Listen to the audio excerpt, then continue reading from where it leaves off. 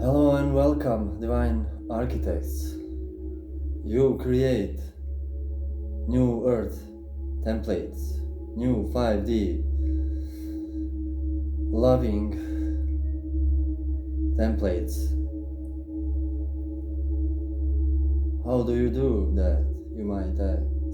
By living, by existing, by integrating and grounding, anchoring your frequency, your own. You don't have to do anything. Your own frequency and accumulated wisdom from many lives here helps awaken this world, the whole peoples. In the past, the people, enlightened masters who were sporadic here and there once in a blue moon, held and kept the frequency and the high enlightenment. Usually there were the Shamans, the Druids, the High-priestess in ancient times, and yogis and sages in India and Himalayas, Buddhists, who dedicate their life to live a life without any earthly pleasures and devoting their life to elevation of their own consciousness, which infiltrates through Gaia to all of us, which lifts everyone's consciousness. But always we have a choice, choice that we must make, and that is the question between good and evil, right and wrong. Actually, wrong does not really exist, but to stop perpetuating karma and live in our dharma and establish dharma in the balance of dharma in the whole world. That's what we are doing, and I'm here to help for your highest and greatest good. And I'm here to flip few cards to check what you guys are up to and what we can expect, and advice we can have to help ourselves.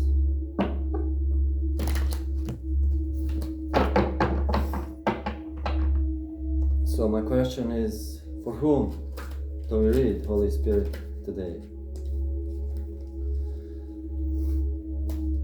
Okay, this is too much. For whom do we read? Please, Holy Spirit, for whom do we read? What is the challenge in the community? And what is the answer or advice from Spirit? For whom do we read, please, Holy Spirit? Thank you. What are the challenges? And what is the advice and answer to that challenge, if any?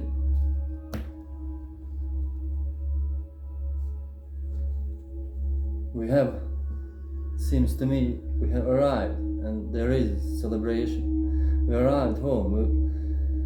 In this eclipse season, it sure does feel hectic, but seems celebratory in our emotional state.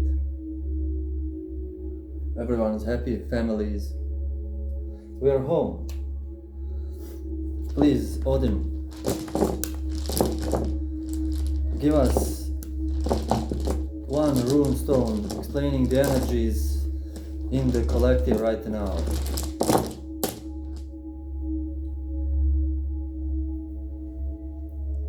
Yeah, this one is, I think it's it's the last rune in the alphabet. It's Otala. So it is O rune, meaning heritage state, sacred enclosure, like sacred space, like sanctuary. This is a big one. So for whom do we read? The sun. There are more of you who are the sons of your own light, of your own soul.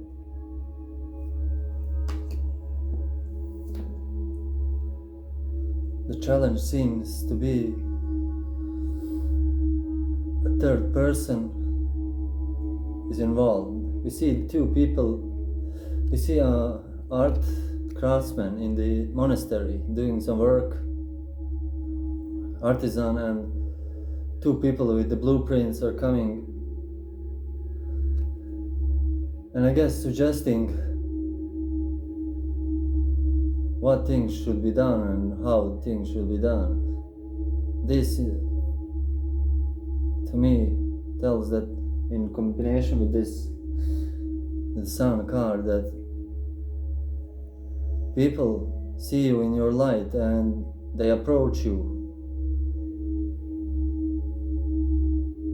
and want to see, want to feel your energy, want to see what you are doing, what you are up to. Ask how this relates to your, how do you know stuff that you know? And this is because you shifted your frequency, you uplifted your auric field, which now shines bright like the sun. And everyone can see it even from far away. When you enter the room, everyone feels it, everyone looks, because they feel before, even if they do not know it, they feel someone with high light, high quote unquote, has entered the room. Some may be intimidated, some may be, defensive, some can be in awe of you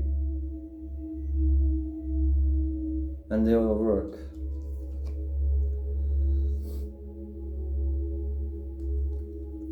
And the Spirit is saying, be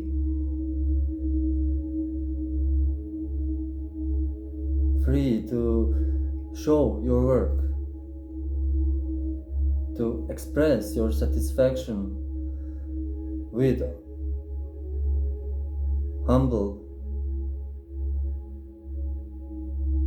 humbleness, and show what are you capable of. You haven't come in this moment by accident to sit around and do stuff in silence, in shadows. You are here to show your light and embody it in white robe of purity and truth.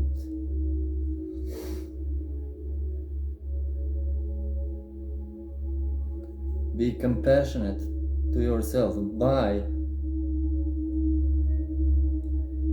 acknowledging your accomplishments and displaying them for others to see, because they are here to see what you are up to. And be free to show them, to explain to them what you are doing. No one can steal your gifts, your talents. People just want to tie connections together, to know how stuff is done. And thus, you will be admired more, because you're the sun. Which I'm gonna read now, just for deeper understanding, deeper truths.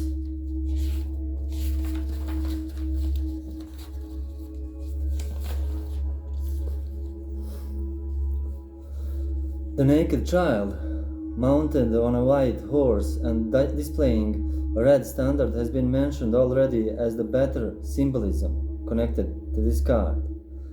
It is the destiny of the supernatural East and the great and holy light which goes before the endless procession of humanity, coming out from the walled garden of the sensitive life and passing on the journey home. This card signifies, therefore, the transit from the manifest light of this world, represented by glorious sun of earth, to the light of the world to come, which goes before aspiration and is typified by the heart of a child.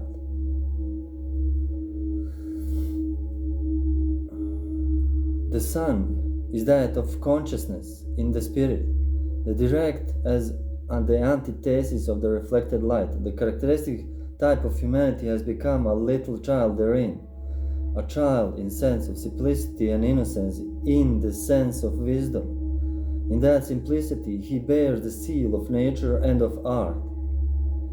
In that innocence he signifies the restored world. When the self-knowing spirit has dawned in the consciousness above the natural mind, the mind in its renewal leads forth the animal nature in the state of perfected conformity.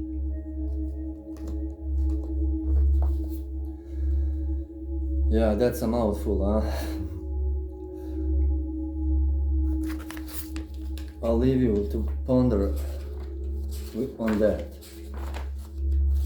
And with this room, let's see the energy, and we will tie this in a neat little story, because we love the stories. What is your story? Othala is the sacred enclosure. In it is embodied the central concept of Midgard and of the whole idea of insideness and outsideness. Inside-outside, so prominent in Germanic thought. The O room describes the ring wall, the symbol of the enclosed land separated from all that around it and thereby made sacred.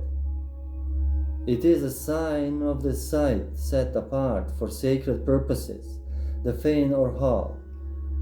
For the most part, the Othala force acts as a selective barrier. It prevents forces detrimental to the health and interior from the entering, but it actually conducts beneficial energies into the interior. In the often highly mobile society in which the room thieves were developed, this concept quickly took on an abstract meaning, that of the spiritual heritage of the clan or tribe of which the Odal enclosure had been a symbol. As such, the O rune is a sign of the King Figlia, King Fetch, the sum of the spiritual heritage of the group. These kin fetches are inherited from one generation to another and attach themselves to tribal or national leaders. This is a metagenetic concept, and as such cannot as yet be fully explained in physical and purely organic terms. It is hidden genetic code governed by laws and heredity active in families, clans, tribes, nations. But it goes beyond them as well. This is exactly what I spoke, that you and we have this heritage, this legacy of ancestral and past life, ancient ancestrals, of doing this work, of holding less dense consciousness, let's say evolved consciousness, which is, and holding it in our sacred enclosure in our sanctuary, inside of our hearts. Forces held by the ring of the O-Room must be well ordered and harmonious, following the path of right. With this state of common good is provided for, and peace and freedom reign. To this inside, Odin turns his all-fatherly face, but he also faces outward into Utgard, whence the Odian often draws power and inspiration to serve himself and the good of the folk. Utgard is quote-unquote higher realm. It is like angelic realm, and where the fairies, elementals live.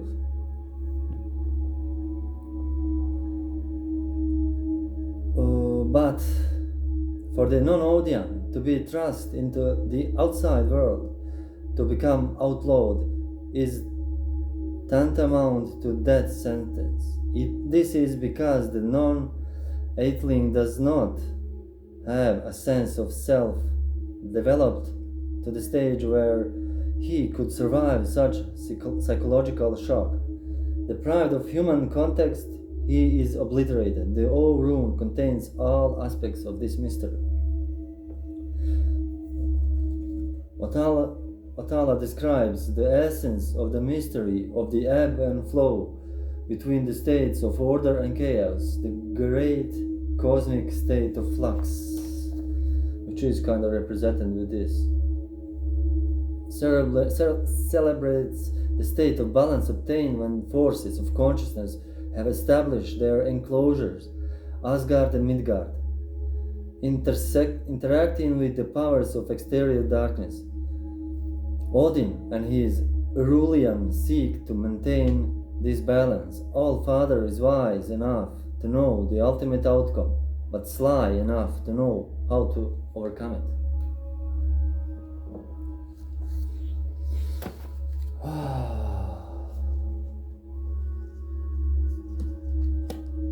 Be not afraid and intimidated of showing your light, your accomplishments, your feats, because you are in sacred enclosure, and your sun is brighter than any shadow and darkness. I thank you, and I'll see you next time.